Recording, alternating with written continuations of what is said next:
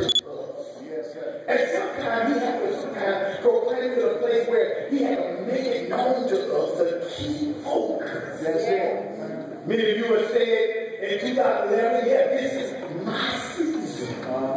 This is going to be my year where I'm going to get everything that God has for me. Yes, sir. Can you remember that? You said it to say the Lord, whatever is mine, going to be mine. Yes, sir. I have heard Bishop many times say, restoration and healing were yours. Yes, sir. And I may be not maybe just talking to just a few people here that understand what I'm talking about this morning. That a lot of us, and we'll come to the place and forget about what God's word has told us to do. Can you remember when 2011 you said, Lord, this is going to be my year or my season, that it's going to be mine. It's going to be all mine. And you said, Lord, no matter what I got to do to go through what I got to do, it's going to be mine. Can you remember the time you said that on 2011? I remember. I said that. I said. Can you remember that? But I need to look at some of us, and we have come to a place where we feel like giving up. I heard one scripture say, let us not be weary in well-doing, but in due season, if we faint not, we shall reap. How many this morning are still weeping or you're waiting on God? I know many of us, you have been praying, you have been seeking God for an answer for your season. I've been seeking God for the answer and what God's word has said in my spirit. And sometimes my spirit jumps and I say, Lord, I know this is my season. Yes, sir. When we began to look at season represent there are 4 divisions of season in a year.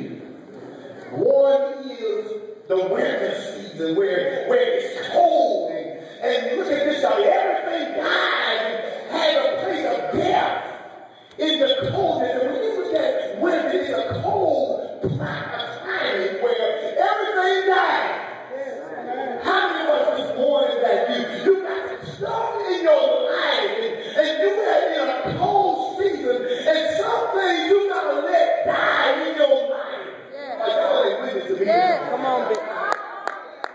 Some of you have seasons that is cold in your life and you told the Lord, I'm going to allow some things to drop out. That's some stuff that you got to allow to drop off in your life. And you may be in that cold season. I don't know what it's like for some of you. There's a season where it's cold. And some stuff got to drop off. That's the folks that you got to drop off in your life. Come on now, Elder. And that's where some of us are in our season. There's another season that is called fall. When I look at that season, that's a season of transitioning. That's a season where positioning yourself. After the winter that comes in transitioning or positioning where you got to be with God. There's a lot of us, we're in position, we're in transition, but God is not through with you yet. There's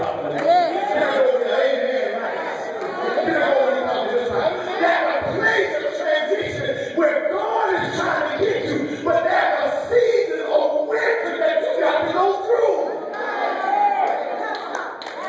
So what God is doing, He's transitioning you. You don't understand the transition? I don't know why God is transitioning, because sometimes there's some stuff in your life that God is trying to tell you.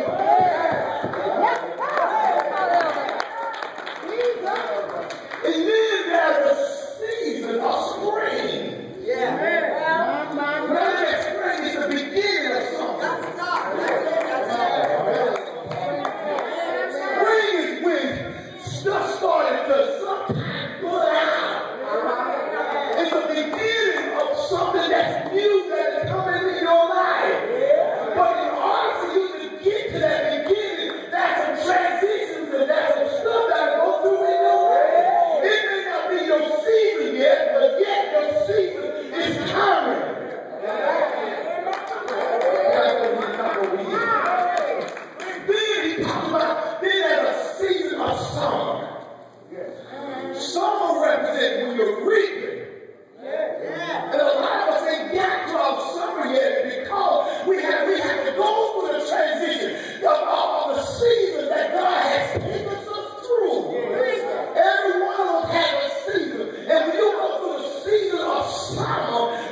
time of reaping. And sometimes it's not your season yet. That's why I said, is it your season yet? And sometimes you got to look for God in every season. That's real. Some of you look at me, and you should just think, Bishop had already told us. And what we do, we come to the house and we forget about our season. We forget about that some stuff in the transition that we got to go through. But yet, many times, we don't want none of the seasons that we are going through to get to the reaping process. That's a process that you got to go through. Amen, man. Sometimes I don't want to go through the season where God is trying to pack some stuff off of my life. But yet I don't want to go through what God said, you're going to go through this. Because in order for you to reach your season, that's some stuff that you got to go through. That's some people that you got to let go. That's some stuff that you got to do. I don't want to go through it, but yet God has given us a purpose for us to go through all the seasons. And you know you've been asking God for what you desire, but that's some stuff that you got to deal with. That's some stuff we don't want to deal with ourselves. I know what I'm telling you. That's some stuff that I need to deal with. I don't want to deal with my issue, but God said that's some stuff that you got to deal with. So many preachers, how do I know my season? How do I get to the place of knowing my season where I am in God's place and God is glorified and God is getting all the glory? That's some stuff that you're going to have to deal with because some season is for you to go through. Oh,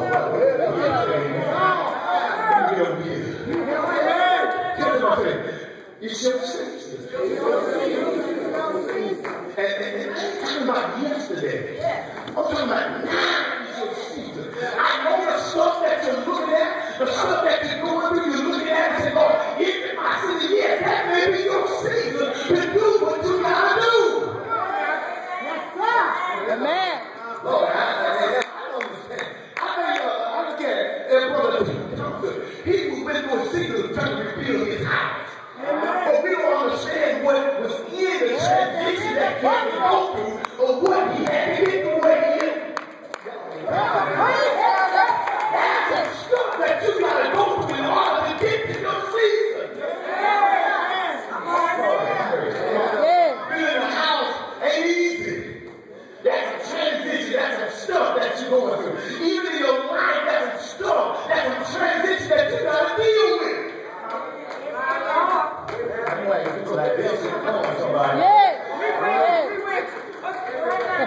But preaching, how do I deal with the season that I'm going through in preaching? Let me give you one.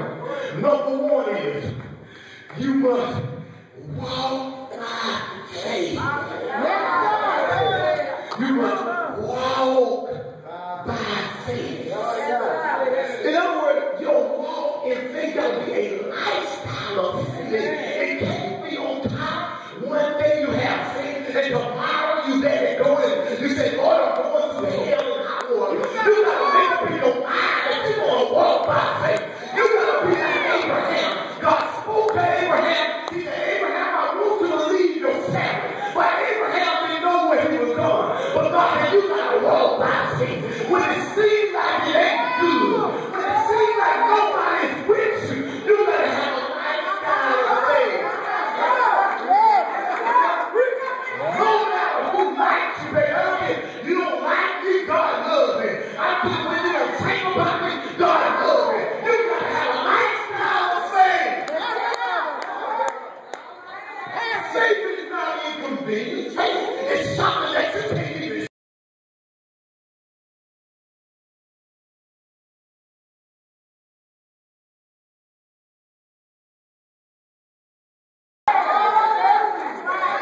You gotta have a lifestyle. It's not about just today. I'm talking about every day. You gotta walk like you got faith. You gotta talk like you got faith. You gotta know that God is funny. Who can be against me? That everything breaks through. God can be for me.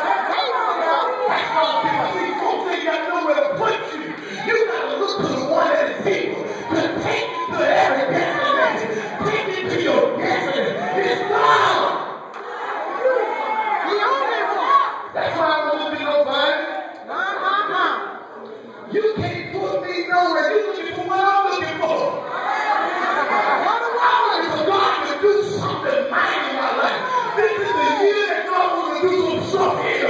But you got to position yourself. You got to walk by faith. That's what I said. You got to walk by faith, baby. Walk by faith. The next thing you got to do, the scripture says in Matthew, seek ye first the kingdom of God and his righteousness. What he said is that everything will be added to me. I don't care what you think about it. I don't care what you want to hear. You got to trust in me.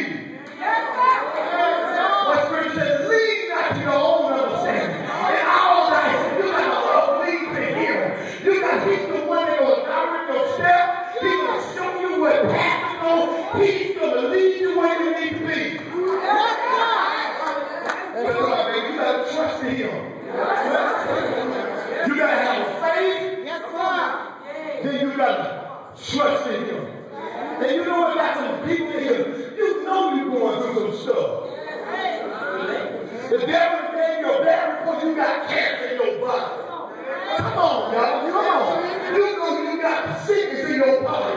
And you've been telling like this is my deal. Lord, you got to claim that it's your deal. You can't look at your circumstance. You got to say, Lord, if you said it, I got to believe what his word says.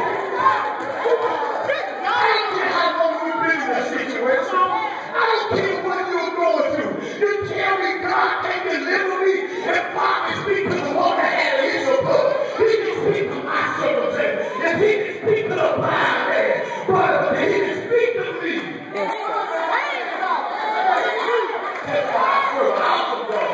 How do you know he's awesome? We got to know who we are in this hour. And God is looking for some people that stand up in this hour. He's looking for some militant folk that will stand and proclaim the gospel. He's looking for folk that will stand. Say, God, if you're real, God, let it be done. That's why I say, who's he doing? Our testimony, who's he doing? How do you know he's a testimony? Come on, how do you know he brought you out? When you should have gave up, God pulled you out of some stuff. Just like this is my seat. What do you think about it? Come on. They were praying for a lot of us. Hallelujah. And you know God brought you out. And you're going to tell me you're going to allow the enemy to pull you back. It's the reason I said that some of us, we come in because we think we